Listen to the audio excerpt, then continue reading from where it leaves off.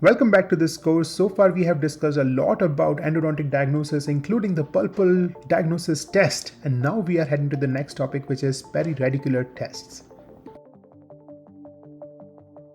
That was all about the pulp testing. Now let's jump into the next part, which is periradicular testing or periapical testing. We do not call it periapical very often, and we are trying to call it periradicular because apical, apex, is a very small part of the tooth root, but periradicular, the root is a bigger and it can be around the root. So we are now referring it more commonly to periradicular tests rather than periapical test. And it has four types of tests. There's percussion test, which is often done more commonly by clinicians. There is palpation test, that you would take a gloved finger and try to palpate around the thing if there is any abscess, if there is any bony expansion or any kind of new lesion that you find there. And there is a bite test, which you give a person a loaf and they bite on it.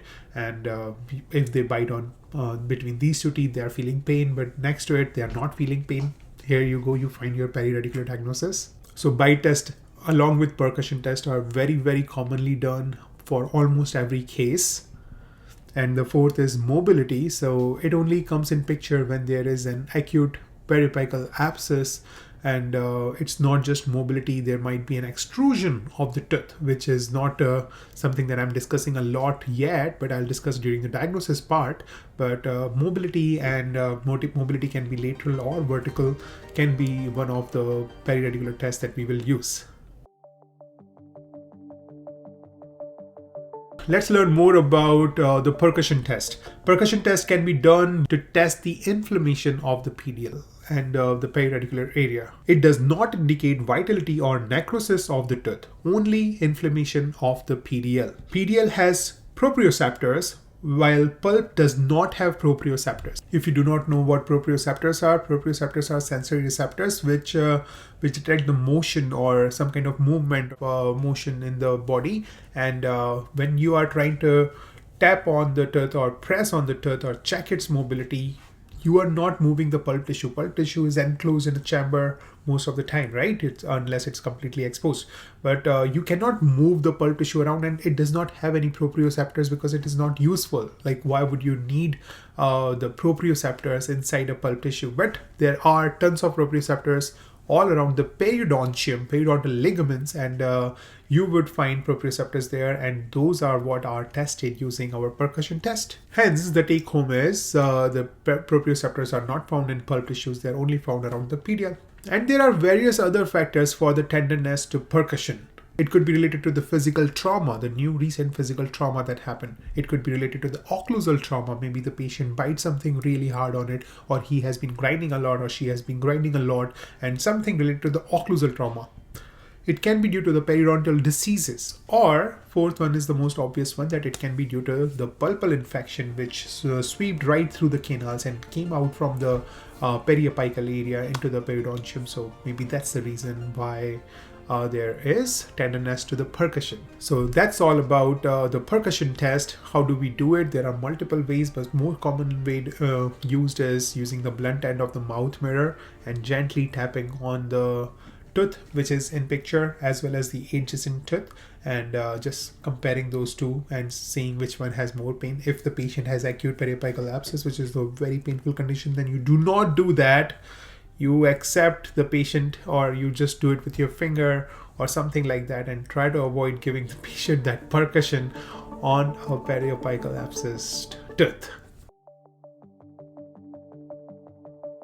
Next one is palpation. So palpation is important whenever there is an abscess coming out or staying inside in the periapical area of the tooth. Palpation is applying a firm pressure on the mucosa near the apex of the affected tooth, and a positive response indicates active periradicular inflammatory process. That means there is some active process going on. That's why even if the pus is not coming out, or the abscess is not draining out through the cortex in the buccal mucosa, in the buccal vestibule, or in the lingual side, but still, if you feel some kind of elevation, some kind of lump or bump there, and you feel that there is some abnormality, something is swelling up in there, that means the palpation test is positive. It does not indicate if the inflammation is endodontic or periodontal origin. There may be like already pre-existing periodontal condition, and you might confuse that with your diagnosis. So once again, it's a multifactorial thing. You just make your note that I feel there is some kind of swelling or some kind of enlargement, but that's all. Also, palpation test helps you in detecting the soft tissue swelling, bony expansion, in contrast to the adjacent mucosa, which also gives you some kind of positive chances that if this tooth is in pain and if there is a swelling or there is a bony expansion happening along that tissue only on its periapical area, then most likely we are reaching to the correct diagnosis. Hence, palpation test is really quick. You do it with a gloved finger and try to palpate on the both sides, palpating all around just to make sure that there is no swelling or bony expansion due to the periapical. Next diagnostic test would be mobility. Mobility of a tooth is not indication of pulp necrosis or vitality. It only indicates compromised periodontal apparatus.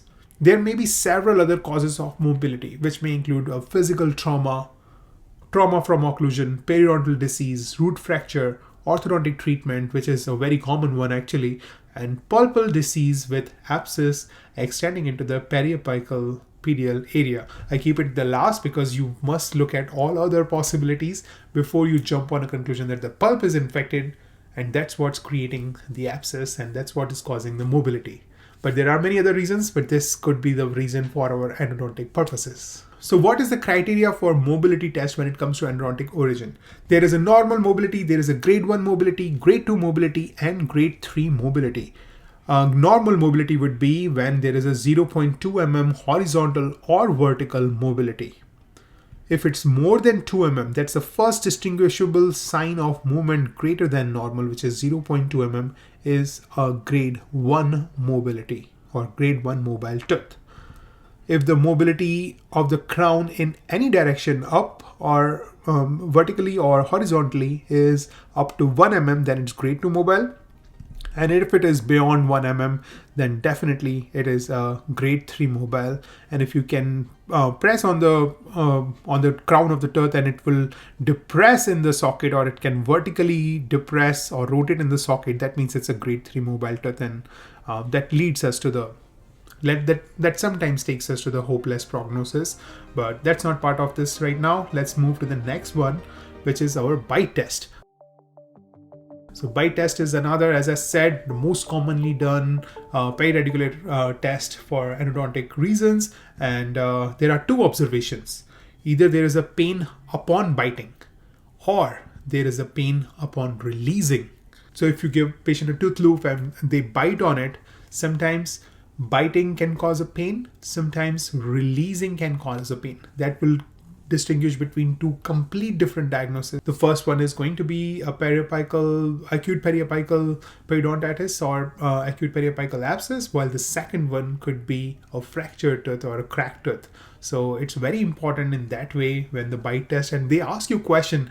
If you see a bite test, then most likely they are thinking about cracked tooth. They want to confuse you with a periapical lesion, but actually they are going towards a cracked tooth. But it depends on the question again. But that's where the bite test comes very often in every national board exams or in the PG exams. So if you have a pain upon biting, that means there is a tenderness to the percussion. That means apical periodontal status is compromised or is affected or is inflamed.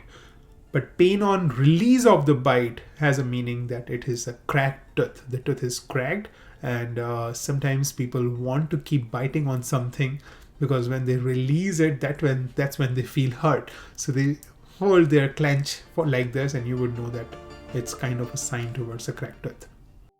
So this was just another video of the complete endodontic diagnosis series on my YouTube channel. So just go on the playlist section and follow along the entire playlist to master endodontic diagnosis for dentistry exams, which include national boards of USA, Canada, ADC, as well as NEET PG exams. And make sure you post in the comment section below if you have any questions around this topic. Subscribe to my channel, share this video with at least one friend, and I'll see you in the next part of this series.